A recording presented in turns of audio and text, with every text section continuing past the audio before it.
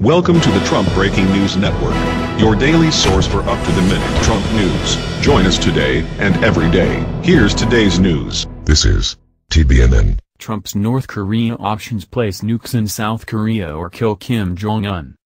By Tyler Durden. With Syria down, it's now North Korea's turn.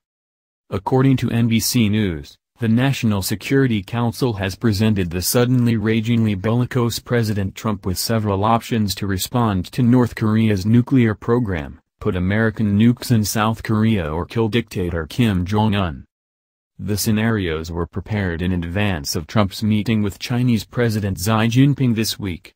The White House has expressed hopes the Chinese will do more to influence Pyongyang through diplomacy and enhanced sanctions, but if that fails, and North Korea continues its development of nuclear weapons, there are other options on the table that would significantly alter U.S. policy.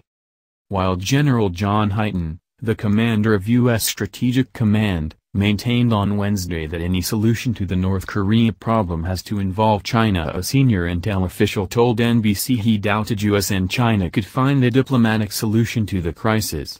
"We have 20 years of diplomacy and sanctions under our belt that has failed to stop the North Korean program," said the official involved in the review.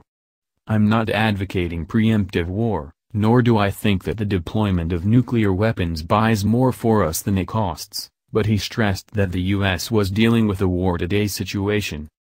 The nuclear option would mark the first overseas nuclear deployment since the end of the Cold War, a move that would promptly provoke global condemnation, not least of all by China. It was not immediately clear if South Korea's regime, in turmoil recently following the recent impeachment and arrest of ex-President Park, had been consulted with the proposed strategy. The U.S. withdrew all nuclear weapons from South Korea 25 years ago. This option is also facing domestic pushback. "I don't think that deploying nuclear weapons is a good idea. I think that it will only inflame the view from Pyongyang," retired Admiral James Stavridis and former NATO commander told NBC News. "I don't see any upside to it because the idea that we would use a nuclear weapon even against North Korea is highly unlikely." South Korea's sentiment aside, NBC notes that the U.S. Air Force leadership doesn't necessarily support putting nuclear weapons in South Korea.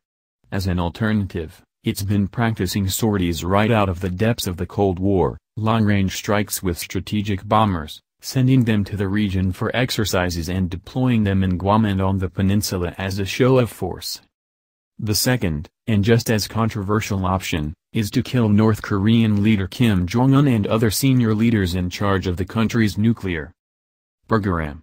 "The overt regime overthrow option has huge downsides," said Mark Lippert, the former U.S. ambassador to South Korea, who also served as an assistant defense secretary under President Barack Obama. "Discussions of regime change and decapitation tends to cause the Chinese great pause of concern and tends to have them move in the opposite direction we would like them to move in terms of pressure," he said. Quoted by NBC, Stavridis said that decapitation is always a tempting strategy when you're faced with a highly unpredictable and highly dangerous leader, especially for a nation like the U.S. He did not add. "The question you have to ask yourself," he said, "is what happens the day after you decapitate? I think that in North Korea, it's an enormous unknown."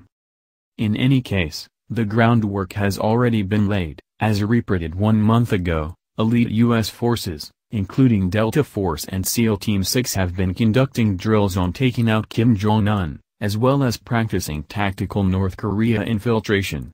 All they need is the green light.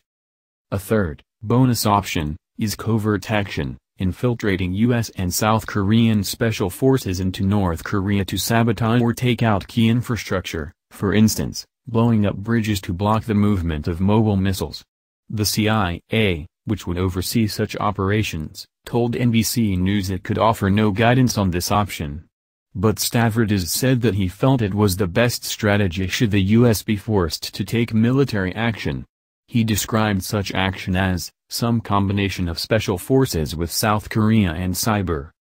One wonders if the CIA creating a false flag attack on South Korea, or China, using chemical weapons was one of the options under consideration.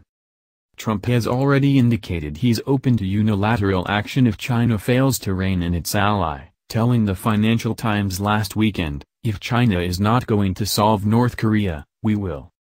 Until last night, his words were largely dismissed as more bluster, however, having just demonstrated how quickly Trump is willing to launch offensive operations, having U-turned on his Syrian position in less than a week. Suddenly the possibility of nuclear war with an irrational adversary does not look all that distant. That's the news. Join us here every day. Be sure to subscribe and click the bell. See you next time. This is TBNN.